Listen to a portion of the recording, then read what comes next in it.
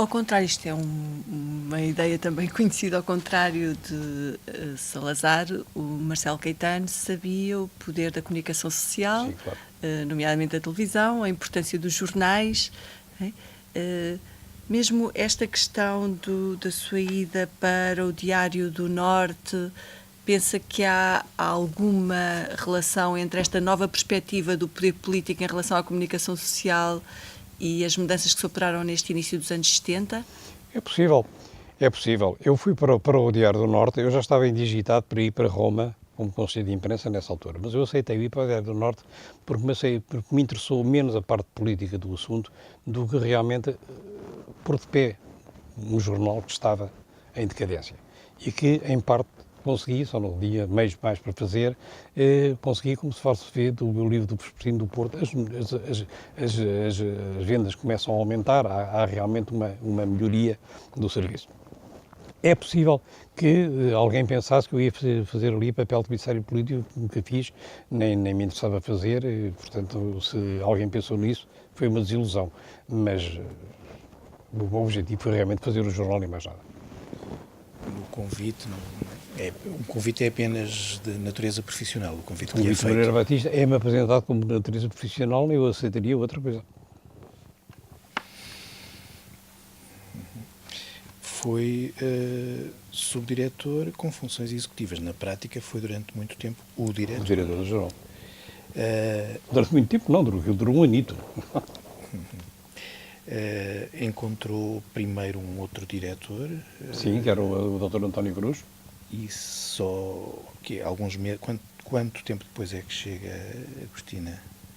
A Agostina nunca chegou. Não chegou. A Agostina estava indigitada para ser diretora do jornal, mas nunca chegou a ser diretora do jornal, porque essa altura há uma reunião em que a Agostina me diz esta coisa muito engraçada e diz: "Pá, lembra que você fez, pode ter muito interesse, mas quem vai dirigir o jornal sou eu." E é quando eu disse: está bem. Escrevi uma cartinha ao Queiroz Pereira dizendo: se é a senhora que vai fazer o jornal, eu vou-me embora, porque não foi para isso que eu vim para cá. Ela acabou por ser afastada, depois ainda houve mais 2 ou 3 tentativas de diretores, enquanto eles disseram sim senhor, que era eu que dirigia, tudo bem. Depois, quando apareceu um a dizer sei quem manda sou eu, vim-me embora. Fui para Roma tranquilamente. E como é que era o Diário do Norte quando chegou? Era um jornal de província. E continua a ser. Então, eu não pude fazer as alterações que eu queria fazer. Não pude fazer porque, se eu fizesse todas as alterações do Diário do Norte, o objetivo era mudar de nome. Se eu fizesse todas as alterações do Diário do Norte, depois, quando chegasse a mudar de nome, não tinha nada para alterar, não tinha nada para apresentar de novo. Portanto, eu limitei-me um pouco a melhorar o que pude melhorar, mas não propriamente a fazer tudo aquilo que eu queria fazer com um jornal novo. E o que era um jornal de província neste início dos anos 70? Porque atualmente as pessoas não têm noção do que seria. Pois era um jornal muito interessado nos temas locais, pouco interessado no que se passava fora da paróquia, digamos.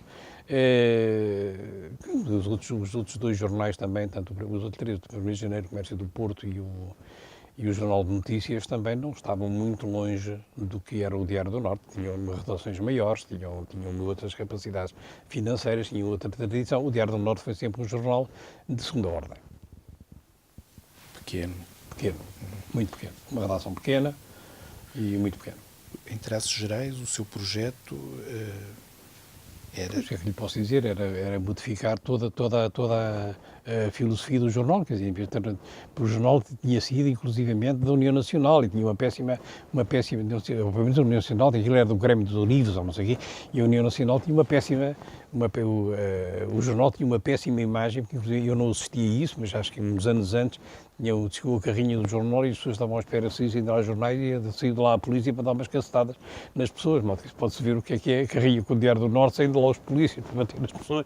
Não era propriamente uma entusiasmante para quem comprava o jornal, mas que havia uma grande reação ao jornal, que era necessário fazer perder, mudar-lhe a imagem, não é?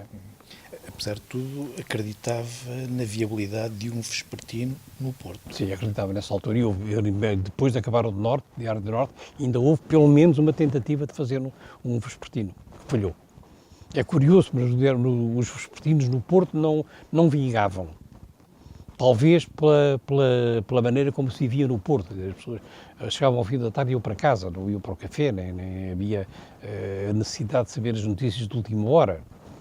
Não sei, é um mistério, mas realmente no Porto os vespertinos não tinham vida longa. 1º de janeiro era a referência. 1º de janeiro e todos eles, o Jornal de Notícias. O Jornal de Notícias era um jornal muito intelectualizado, tinha uma excelente página literária, era talvez o jornal mais cotado, mas o 1º de janeiro também tinha uma boa fama, e o Comércio igualmente. Eram 3 jornais bem cotados e bem implantados no Porto.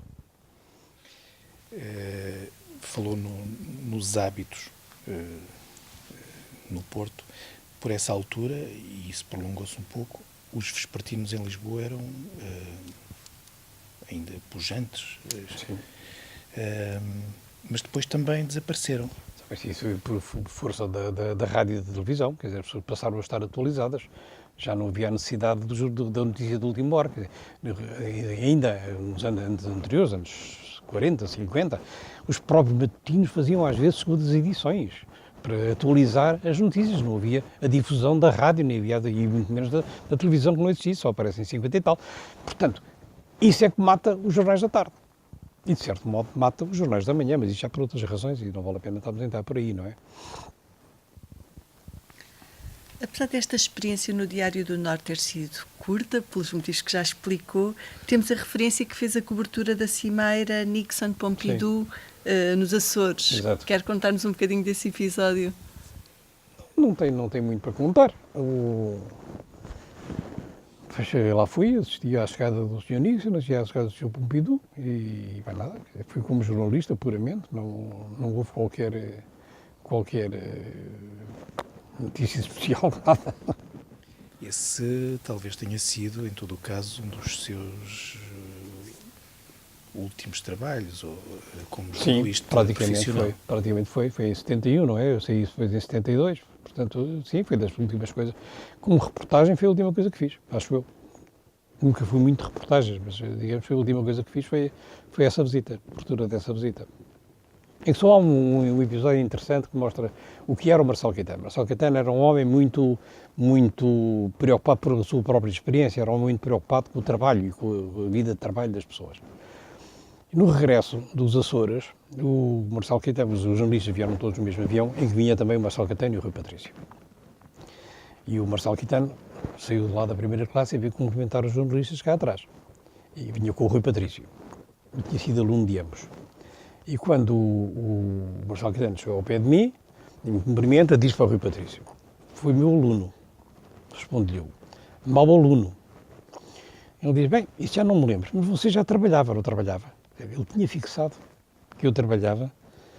Se era bom ou mau aluno, já não se lembrava. E isto mostra muito bem também a preocupação que o Marcelo Caetano tinha em relação às pessoas que trabalhavam. E vai para Roma. E vou para Roma. Também há entretanto, não sei situar exatamente isso, colaboração sua com a RTP. Sim, isso eu mostrei interesse em fazer algumas correspondências para a RTP quando estava em Roma, como correspondente, digamos, e fiz isso. Não tive nada de especial, nem de... Não chegou a ter um programa de música? Tive, falando de ópera. Foi a referência Foi que uma coisa tínhamos. que durou desde 71 até o 25 de Abril, não é? Isso foi uma experiência que eu gostei de fazer. Eu fiz isso com os cantores de São Carlos, e foi no Salão do Teatro da Trindade, os cantores de isso. Era feito em princípio, a RTP2, aos sábados, transmitia uma ópera. Aos sábados ou aos domingos? Aos sábados. Transmitia uma ópera. E o meu programa era apresentado na sexta-feira a falar dessa ópera, com alguns trechos interpretados pelos cantores do Teatro de São Carlos, acompanhados ao piano pelo maestro do coro de São Carlos, que era um senhor chamado Mário Pellegrini, que era um grande maestro. E isso foi muito... Ficaram programas por ir para o ar, porque é evidente, no 25 de Abril já não é persona grata na televisão, mas esses programas foram não foram todos para o ar, porque era uma série grande, não quantos programas, não foram todos para o ar porque começou a aparecer o desporto. E então, em vez de, quando havia coisas importantes de desporto, a RTP2, em vez de passar a ópera programada, passava o desporto. Portanto, o programa da véspera também não ia para o ar. E foi assim que se passou esse programa.